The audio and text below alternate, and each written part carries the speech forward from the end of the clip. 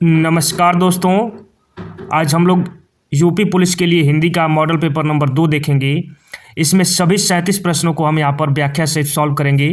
तो आइए साथियों, प्रश्न नंबर 1 देखते हैं कि हिंदी भाषा की कुल वर्ण लिपियाँ कितनी हैं। 44, 33, 52 और 48। तो दोस्तों, इस प्रश्न का जो सही उत्तर होगा वह विकल्प सी, यानी कि हिंदी भाषा की जो कुल वर्ण लिपियाँ हैं वह 52 हैं। यहाँ पर आप थोड़ी सी व्याख्या सुनिएगा कि हिंदी भाषा की कुल वर्ण लिपियों की संख्या जो है वह 52 है, जिसमें स्वर जो है दोस्तों वह 11 होते हैं। यानी कि आप काउंट करिए, ओ, आ, छोटी, बड़ी, छोटा ऊ, बड़ा ऊ, री, ए, ओ और औ, यानी कि 11 जो स्वर हैं। बाकी जो स्पर्श व्यंजन होते हैं वह जो है 25 हैं, यानी कि क वर्ग, च वर्ग, ट वर्ग, त वर्ग और प वर्ग, यानी कि क से म तक 25। बाकी अंत अस्त जो व्यंजन होते हैं 4, यानी कि य, र, ल और व। उष्म व्यंजन जो है कि बड़ा स, मूर्धन्य स, छोटा स और ह। जो संयुक्त व्यंजन है वह छ, त्र, ज्ञ और स्र। और अयोग वाक्य के अंतर्गत 2 आते हैं, यानी कि अंग और अ, और द्विगुण व्यंजन ड और ढ। तो इस तरह कुल वर्ण लिपियाँ जो है वह 52 है। प्रश्न नंबर 2 देखेंगे दोस्तों कि निम्नलिखित प्रश्नों में 4 विकल्पों में से उस विकल्प का चयन करिए जो विराम चिन्ह युक्त वाक्य का सही विकल्प हो। यानी कि हमें ऐसा जो शब्द वर्ड जो बताना है, ऐसा स्टेटमेंट जो ग्रामर की दृष्टि से सही है। यानी कि काम वाली रोज आती है, काम करती है और चली जाती है। काम वाली रोज आती है, काम करती है और चली जाती है। काम वाली रोज आती है, कॉमा लगा हुआ है, काम करती है और चली जाती है। और काम वाली रोज आती है, काम करती है और चली जाती है। तो यहाँ पर हमको जो ग्रामर की दृष्टि से जो सही विकल्प लिखा है उसको हमको यहाँ पर बताना है। तो दोस्तों, इस प्रश्न का जो सही उत्तर है वह विकल्प सी, यानी कि काम वाली रोज आती है, कॉमा काम करती है और चली जाती है। यह जो है सही ग्रामर की दृष्टि से लिखा हुआ है। प्रश्न नंबर 3 देखेंगे दोस्तों यहाँ पर कि निम्नलिखित में संज्ञा शब्द पहचानिए। यानी कि मीठा, मधुर, चतुर और चातुर्य। तो यहाँ पर हमको यह बताना है कि इसमें से संज्ञा शब्द कौन है। तो दोस्तों, इस प्रश्न का जो सही उत्तर है वह विकल्प डी, यानी कि चातुर्य जो है यह एक संज्ञा शब्द है। चातुर्य संज्ञा शब्द है और शेष दिए गए तीनों विकल्प जैसे मीठा, मधुर और चतुर विशेषण शब्द है। और यहाँ पर अगर देखा जाए तो इनसे निर्मित संज्ञा क्या होगी, यानी मीठा से जो निर्मित संज्ञा होगी वह मिठास होगा, मधुर से मधुरता और चतुर से चतुराई। तो यहाँ पर हम कह सकते हैं कि विकल्प डी, यानी कि जो चातुर्य वर्ण है शब्द है यह जो है संज्ञा है। प्रश्न नंबर 4 देखेंगे दोस्तों कि संयुक्त सर्वनाम नामक सर्वनाम की एक पृथक श्रेणी का उल्लेख इनमें से किस विद्वान ने किया है। तो दोस्तों, इस प्रश्न का जो सही उत्तर है वह विकल्प सी, यानी कि डॉक्टर दिमित्सित्स। तो यहाँ पर आइए पूरा व्याख्या देखेंगे कि संयुक्त सर्वनाम नामक सर्वनाम की एक पृथक श्रेणी का उल्लेख डॉक्टर दिमित्स ने किया है। और ऐसे शब्द जो संयुक्त होकर सर्वनाम के रूप में कार्य करते हैं उन्हें जो है हम संयुक्त सर्वनाम कहते हैं। और यहाँ पर उदाहरण से हम देखेंगे कि जैसे जो कोई, सब कोई, कुछ, कुछ है, कोई न कोई इत्यादि। यानी कि संयुक्त सर्वनाम स्वतंत्र रूप से संज्ञा अथवा मूल सर्वनाम के साथ प्रयुक्त होता है। तो यहाँ पर जो है सर्वनाम की एक अलग श्रेणी जो है संयुक्त सर्वनाम, यह जो है डॉक्टर दिमित्स के द्वारा इसकी परिभाषा दी गई है। प्रश्न नंबर 5 देखेंगे कि कला का अंतिम और सर्वोच्च ध्येय सौंदर्य वाक्य में कितने विशेषण हैं। यहाँ पर हमको बताना है कि इस जो स्टेटमेंट लिखा है यहाँ पर, इसमें हमको बताना है कि कितने विशेषण हैं। तो दोस्तों, इस प्रश्न का जो सही उत्तर होगा वह विकल्प डी, यानी कि यहाँ पर कुल 3 विशेषण का प्रयोग हुआ है। यानी कि इस वाक्य में 3 विशेषण है, जैसे अंतिम, सर्वोच्च और ध्येय। कला और सौंदर्य जो है वह विशेष यानी कि संज्ञा शब्द है। तो यहाँ पर हम यह कह सकते हैं कि इसमें जो 3 विशेषण है वह अंतिम, सर्वोच्च और ध्येय जो है यह विशेषण है।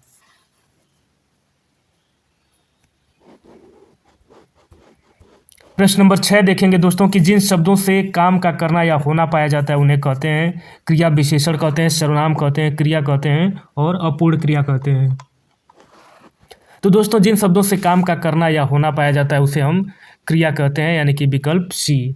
यानी कि जिन शब्दों से किसी कार्य का होना पाया जाता है उन्हें क्रिया कहते हैं। और क्रिया के मूल रूप को ही हम जो है धातु कहते हैं। तो आप यह भी याद रखेंगे कि क्रिया के मूल रूप को जो है धातु कहा जाता है। और मूल धातु में प्रत्यय लगाकर क्रिया का निर्माण किया जाता है। जैसे पढ़ एक धातु है और इसकी क्रिया जो है पढ़ना, यानी कि यहाँ पर एक प्रत्यय लगाया गया ना। दौड़ जो एक धातु है और क्रिया जो है दौड़ना, तो दौड़ में हमने ना प्रत्यय लगाकर दौड़ से दौड़ना बना दिया। प्रश्न नंबर 7 देखेंगे कि निम्नलिखित में से कौन सा शब्द अव्यय नहीं है, यानी कि जूता, भीतर, आज और यहाँ। तो दोस्तों यहाँ पर हमको यह बताना है कि कौन सा शब्द जो है वह अव्यय नहीं है, यानी कि वह निरंतर एक ही समान रहता है, उसमें कोई बदलाव नहीं किया जा सकता। तो साथियों आप इस प्रश्न का जो सही उत्तर है वह विकल्प ए यानी कि जूता, क्योंकि साथियों हम जूता को जूते भी कर सकते हैं, जूतों भी कर सकते हैं, परंतु हम भीतर को कभी भी साथियों हम भीतरों या भीतरी नहीं कहेंगे, और आज को कभी हम आजो या इस तरह से हम बदल नहीं सकते। हम आज को हमेशा आज ही लिखेंगे और यहाँ को हमेशा हम यहाँ ही लिखेंगे, इसलिए यह जो है अव्यय है। बाकी जूता का हम जो है उसमें परिवर्तन कर सकते हैं, इसलिए यह जो है अव्यय शब्द नहीं है। अब यहाँ पर हम देख लेते हैं कि दिए गए विकल्पों में जूता शब्द अव्यय नहीं है, यह जातिवाचक संज्ञा शब्द है, जबकि आज भीतर, तथा यहाँ अव्यय शब्द है और अव्यय अविकारी शब्द है जिस पर लिंग, वचन तथा कारक का कोई प्रभाव नहीं पड़ता, वह जो है अविकारी शब्द कहलाते हैं और वह जो है अव्यय के अंतर्गत आते हैं। प्रश्न नंबर 8 देखेंगे कि निम्नलिखित में से इकारांत संज्ञा स्त्रीलिंग नहीं है, नदी, टोपी, पहिया और उदासी। तो दोस्तों इस प्रश्न का जो सही उत्तर है वो आप सभी को बताना है।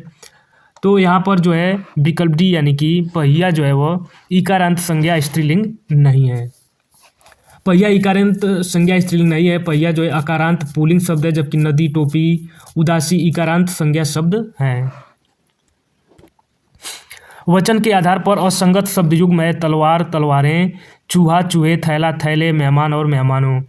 तो दोस्तों इस प्रश्न का जो सही उत्तर है वह विकल्प डी यानी कि मेहमान का जो है वह मेहमानों, यह जो है असंगत शब्द युग्म है। वचन के आधार पर मेहमान और मेहमानों असंगत युग्म है, जबकि तलवार, तलवारें, चूहा, चूहे तथा थैला, थैले वचन के आधार पर संगत युग्म है। प्रश्न नंबर 10 देखेंगे दोस्तों कि सत्संग में जाने के बाद मन को शांति मिली है, दिए गए वाक्य का काल पहचानिए। सामान्य भूतकाल, अपूर्ण भूतकाल, आसन्न भूतकाल और इनमें से कोई नहीं। तो दोस्तों इस प्रश्न का जो सही उत्तर है वह विकल्प बी यानी कि इस जो स्टेटमेंट है यानी कि इस वाक्य में आसन्न भूतकाल का प्रयोग हुआ है। आसन्न भूतकाल क्रिया के जिस रूप से यह पता चले कि क्रिया अभी कुछ समय पहले ही पूर्ण हुई है उसे आसन्न भूतकाल कहते हैं। जैसे मैंने अभी मिठाई खाई, सत्संग में जाने के बाद मन को शांति मिली है, यानी कि ऐसा प्रतीत हो रहा है कि क्रिया जो है अभी कुछ ही समय पहले पूर्ण हुई है, इसलिए यहाँ पर आसन्न भूतकाल का प्रयोग हुआ है। मुझसे अब चला नहीं जाएगा, इस वाक्य में कौन सा वाच्य है, कर्मवाच्य, भाववाच्य, कर्तृवाच्य और इनमें से कोई भी नहीं। तो दोस्तों इस प्रश्न का जो सही उत्तर है वह विकल्प बी यानी कि यहाँ पर भाववाच्य का जो है प्रयोग हुआ है। प्रश्न नंबर 12 देखेंगे कि निम्नलिखित कारक और कारक चिन्ह की दृष्टि से कौन सा शब्द युग्म असंगत है यानी कि गलत है। कर्म का को, करण का से, अधिकरण का और अपादान का से। तो दोस्तों इस प्रश्न का जो सही उत्तर है वह विकल्प सी यानी कि अधिकरण का जो का विभक्ति है यह गलत है, क्योंकि अधिकरण की जो विभक्ति है वह में और पर होता है। निम्नलिखित में से तत्सम शब्द है आंसू, आँख, आशीष और अक्षर। तो दोस्तों इस प्रश्न का जो सही उत्तर है वह विकल्प डी यानी कि अक्षर जो है वह एक तत्सम शब्द है। यहाँ पर अक्षर जो है दोस्तों तत्सम शब्द है और उसका जो तद्भव होता है वह अक्षर यानी आखर होता है। आंसू जो है साथियों यह तद्भव शब्द है और इसका जो तत्सम होता है वह अश्रु होता है। आँख जो है तद्भव शब्द है और इसका जो तत्सम है वह अक्षी होता है। और आशीष जो है तद्भव शब्द है और इसका जो तत्सम होता है वह आशीष होता है। अब दोस्तों प्रश्न नंबर 14 देखेंगे कि निम्न में से किस विकल्प के सभी शब्दों में उपसर्ग तथा प्रत्यय दोनों का प्रयोग हुआ है, यानी कि हमको ऐसा विकल्प बताना है कि जिसमें मूल शब्द में जो है उपसर्ग और प्रत्यय दोनों लगा हुआ है। अपयश, अनुशासन, परित्यक्ता और अनुनादित, पत्रकार, वाहवाही और लालवाब और लापरवाह। तो दोस्तों इस प्रश्न का जो सही उत्तर है वह विकल्प बी यानी कि परित्यक्ता और अनुनादित इन ऐसे शब्द हैं जिनमें उपसर्ग और प्रत्यय दोनों का प्रयोग हुआ है। अब दोस्तों परित्यक्ता में देखा जाए तो परि जो है उपसर्ग और त्यक्त जो है मूल शब्द तथा आप प्रत्यय है, और जबकि अनुनादित में अनुपसर्ग, नाद जो है मूल शब्द और इति जो है प्रत्यय का प्रयोग हुआ है। यानी कि उपसर्ग जो है मूल शब्द के आगे तथा प्रत्यय पीछे प्रयुक्त होकर शब्द को प्रभावी बनाते हैं। प्रश्न नंबर 15 देखेंगे दोस्तों कि बंगाली शब्द में किस प्रत्यय का प्रयोग हुआ है, यानी कि बड़ी ई, ली, आली और अली। तो दोस्तों इस प्रश्न का जो सही उत्तर है वह विकल्प ए यानी कि बड़ी ई जो है वह प्रत्यय के रूप में लगा हुआ है। यहाँ पर बंगाली में जो है बड़ी प्रत्यय प्रयुक्त हुआ है। प्रत्यय वो शब्दांश होते हैं जो मूल शब्द के पीछे जुड़े होते हैं तथा शब्द के अर्थ को परिवर्तित कर देते हैं। प्रश्न नंबर 16 देखेंगे कि जीवन में उत्साह बना रहना चाहिए। उपयुक्त वाक्य में निम्नलिखित शब्द के सही विलोम शब्द का चयन निम्न विकल्पों में से कीजिए, यानी कि उत्साह का विलोम बताना है। तो दोस्तों इस प्रश्न का जो सही उत्तर है वह विकल्प बी, यानी कि उत्साह का जो विलोम होगा वह निरुत्साह होगा। प्रश्न नंबर 17 देखेंगे साथियों यहाँ पर कि अमृत का विलोम है अर्क, पीयूष, मधुर और विष। तो दोस्तों इस प्रश्न का जो सही उत्तर होगा वह विकल्प डी, यानी कि अमृत का जो विलोम होगा वह विष होगा। यहाँ पर मधुर का जो विलोम है वह कटु यानी कि कर्कश, और पीयूष का भी जो है विलोम वह विष होता है। रामू बेहद गरीब है। उपयुक्त वाक्य में रेखांकित शब्द के उपयुक्त पर्यायवाची शब्द का चयन कीजिए, यानी कि गरीब का पर्यायवाची यहाँ पर बताना है। तो दोस्तों इस प्रश्न का जो सही उत्तर है वह विकल्प बी, यानी कि गरीब का पर्यायवाची निर्धन होगा। बाकी गरीब के अन्य पर्यायवाची दरिद्र, कंगाल, दीन, रंक और मुफलिस आदि हैं। प्रश्न नंबर 19 देखेंगे कि अपर्णा शब्द का पर्यायवाची है औरत, आराधना, देवांगना और पार्वती। तो दोस्तों इस प्रश्न का जो सही उत्तर है वह विकल्प डी, यानी कि अपर्णा शब्द का पर्यायवाची जो है वह पार्वती है। अब दोस्तों अपर्णा शब्द का पर्यायवाची पार्वती होगा। बाकी अन्य पर्यायवाची जो है वह गौरी, गिरिजा, पार्वती, भवानी और रुद्राणी है। अन्य विकल्पों में अगर देखा जाए दोस्तों तो स्त्री का जो पर्यायवाची है वह स्त्री, वनिता, कांता, रमणी, नारी और अबला होता है। आराधना का जो है वह प्रार्थना, पूजा और अर्चना, और देवांगना का दोस्तों मेनका, देवबाला और अप्सरा जो है वह पर्यायवाची होता है। और प्रश्न नंबर 20 देखेंगे दोस्तों कि आंख में अंजन, दांत में मंजन वाक्य में प्रयुक्त अंजन शब्द निम्न में से किस अर्थ को व्यक्त करता है, यानी कि रात को, काजल को, लेप को और माया को। तो दोस्तों इस प्रश्न का जो सही उत्तर है वह विकल्प बी, यानी कि आंख में अंजन, दांत में मंजन। तो यहाँ पर अंजन शब्द जो है वह काजल को व्यक्त करता है। संस्कृत शब्द अली और अली शब्द का सही युग्म अर्थ क्या है? कंधा, हिस्सा, दसन, दर्शन, दमन, दामन, भौरा और सखी। तो दोस्तों इस प्रश्न का जो सही उत्तर है वह विकल्प डी, यानी कि पहले वाले अली का अर्थ जो है वह भौरा होता है और दूसरे वाले अली का अर्थ जो है वह सखी होता है। यहाँ पर बाकी अंश और अंश का जो अर्थ है वह कंधा और हिस्सा होता है। दमन का यानी दबाना और दामन का साड़ी का किनारा। दसन का मतलब दांत और दर्शन का मतलब होता है देखना। वह स्थान जहाँ से यमुना निकलती है वाक्यांश के लिए उचित शब्द होगा अस्ताचल, यमुनोत्री, गंगोत्री और उदयांचल। तो दोस्तों इस प्रश्न का जो सही उत्तर है वह विकल्प बी, यानी कि यमुनोत्री। प्रश्न नंबर 23 देखेंगे साथियों कि बिना देख रेख का जानवर वाक्यांश के लिए एक शब्द है पालतू, जंगली, खूंखार और अनेर। तो दोस्तों इस प्रश्न का जो सही उत्तर होगा वह विकल्प सी, यानी कि अनेर। यानी कि बिना देख रेख का जानवर के लिए एक शब्द जो है वह अनेर जो है वह प्रयोग होता है। प्रश्न नंबर 24 देखेंगे साथियों कि संधि विच्छेद में यदि किसी वर्ग के प्रथम वर्ण से परे कोई अनुनासिक वर्ण हो तो संधि करते समय प्रथम वर्ण के स्थान पर उसी वर्ग का कौन सा वर्ण हो जाएगा, यानी कि उसी वर्ग का तृतीय वर्ण, उसी वर्ग का अनुनासिक अर्थात पंचम वर्ण, उसी वर्ग का चतुर्थ वर्ण और उसी वर्ग का प्रथम वर्ण। तो दोस्तों इस प्रश्न का जो सही उत्तर है वह विकल्प बी, यानी कि उसी वर्ग का जो है अनुनासिक अर्थात पंचम वर्ण। अब जो यहाँ पर दोस्तों हम देखेंगे जैसे वाक धनमय तो ये है वांग्मय हो जाता है, अप धनमय तो यह जो है अम्मय हो जाता है, यानी कि क जो है अपने पंचम अक्षर अंगा में और प जो है अपने अपंचम अक्षर मौ में बदल जाता है। प्रश्न नंबर 25 देखेंगे कि किस युग में अशुद्धि है, यानी कि दाल रोटी में द्वंद्व समास, सतसई में द्विगु समास, आजन्म में अव्ययी भाव समास और प्रतिवर्ष में कर्मधारय समास। तो दोस्तों इस प्रश्न का जो सही उत्तर है वह विकल्प डी, यानी कि प्रतिवर्ष में कर्मधारय समास। प्रतिवर्ष कर्मधारय समास में अशुद्धि है क्योंकि प्रतिवर्ष में दोस्तों अव्ययी भाव समास है, न कि कर्मधारय समास। क्यों? क्योंकि अव्ययी भाव समास में प्रथम पद अव्यय होता है तथा उसका अर्थ प्रधान होता है, जैसे प्रतिवर्ष यानी कि हर वर्ष, आजन्म यानी कि जन्म से, बेकाम यानी बिना काम का, बेलगाम यानी कि बिना लगाम के आदि। तो यहाँ पर जो है कर्मधारय समास न होकर के यहाँ पर जो है अव्ययी भाव समास यहाँ पर होगा, परंतु जो विकल्प डी है वही सही है। यहाँ पर मैंने ट्रिक जो है लगाया कि यह प्रतिवर्ष जो है वह अव्ययी भाव समास का उदाहरण है। निम्नलिखित में से किस विकल्प में शुद्ध वाक्य है, यहाँ पर हमको यह बताना है शुद्ध वाक्य को कि महादेवी जो है छायावादी कवयित्री हैं। जब भी आप आओ मुझे मिले, आपका दर्शन पाकर मैं धन्य हो गया। राम ने अपने भाई से पुस्तक पढ़ने को कहा। तो दोस्तों इस प्रश्न का जो सही उत्तर है वह विकल्प डी यानी कि रमा ने अपने भाई से पुस्तक पढ़ने को कहा, यह वाक्य शुद्ध है। बाकी अन्य सभी जो है यह गलत है। तो क्यों गलत है आइए यहाँ पर हम देखते हैं। तो दोस्तों यहाँ पर जो है महादेवी जो है छायावादी कवयित्री हैं, यह जो है गलत है, इसलिए क्योंकि यहाँ पर जो है त्र में जो है इधर की मात्रा लगेगी, तो यह जो है शुद्ध वाक्य होगा।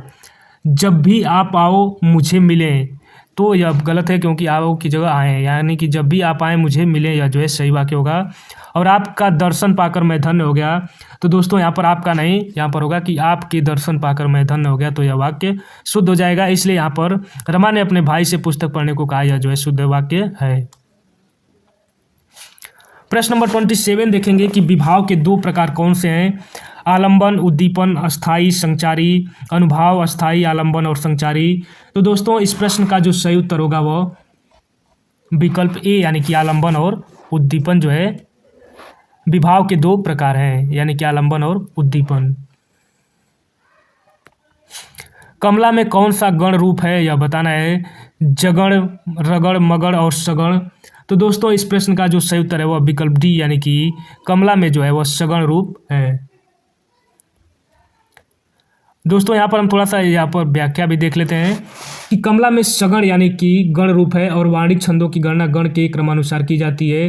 3 वर्णों का एक गण होता है। गणों की कुल संख्या 8 होती है, जैसे यगड़, मगड़, तगड़, रगड़, जगड़, भगड़, नगड़ और सगण। गुणों को निम्न सूत्रों से पहचाना जाता है, यानी कि या माता राजभान सलगा। अतः कमला में सगण गण रूप है जिसमें 2 लघु और 1 गुरु वर्ण है।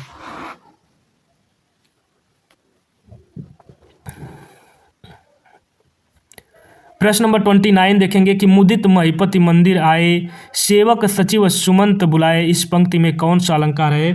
तो दोस्तों इस प्रश्न में जो सही विकल्प है वह विकल्प बी यानी कि यहाँ पर अनुप्रास अलंकार का प्रयोग किया गया है, क्योंकि इस पंक्ति में अनुप्रास अलंकार है, क्योंकि जहाँ वर्गों की बार बार आवृत्ति होती है और उसके होने से चमत्कार उत्पन्न हो जाए वहाँ जो है यमक अलंकार होता है, यानी कि यहाँ पर म वर्ण और दूसरी पंक्ति में स वर्ण जो है वह कई बार जो है उसकी आवृत्ति हुई है, इसलिए यहाँ पर अनुप्रास अलंकार का प्रयोग हुआ है।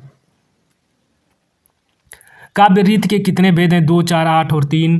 तो दोस्तों इस प्रश्न का जो सही उत्तर है वह विकल्प डी यानी कि 3। किसी भी काव्य की रचना के लिए कवि द्वारा जिस शैली का प्रयोग किया जाता है उसे काव्य रीति कहते हैं। रीति संप्रदाय के प्रवर्तक आचार्य वामन रीत को काव्य की आत्मा माना है और इनके अनुसार काव्य रीति के 3 भेद हैं, यानी कि वैदर्भी, गौड़ी और पांचाली। प्रश्न नंबर 31 देखेंगे कि होनहार वीरवान के होत चिकने पात, लोकोक्ति का अर्थ निम्न में से क्या है। तो दोस्तों इस प्रश्न का जो सही उत्तर है वह विकल्प डी यानी कि होनहार व्यक्तियों की प्रतिभा बचपन में ही दिखाई दे जाती है। तो होनहार वीरवान के होत चिकने पात का सही अर्थ विकल्प डी है। बिल्ली के गले में घंटी बांधना के अर्थ का उचित विकल्प चुनिए।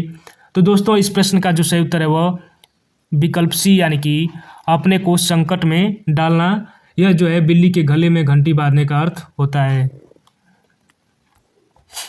प्रश्न नंबर 33 देखेंगे कि हिंदी साहित्य को कितने कालखंडों में विभाजित किया गया है। 2 में, 4 में, 5 में और 3 में।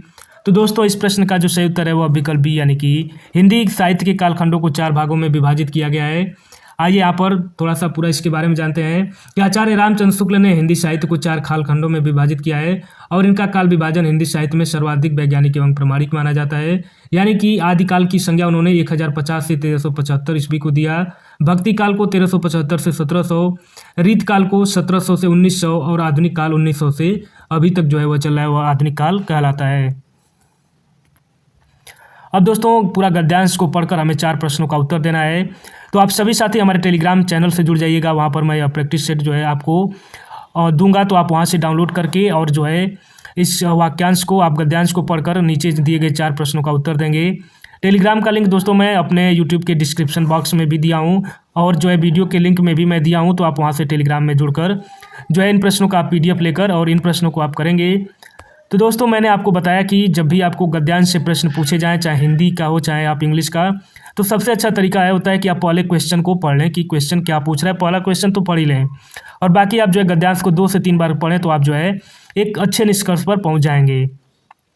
बाकी यहाँ पर देखिए राष्ट्र, सांस्कृतिक और विरासत क्रमशः कौन सी व्याकरणिक इकाइयाँ हैं, यानी कि संज्ञा, विशेषण और विशेषण, विशेषण, संज्ञा और संज्ञा, संज्ञा यानी तीनों संज्ञा और संज्ञा, विशेषण और संज्ञा।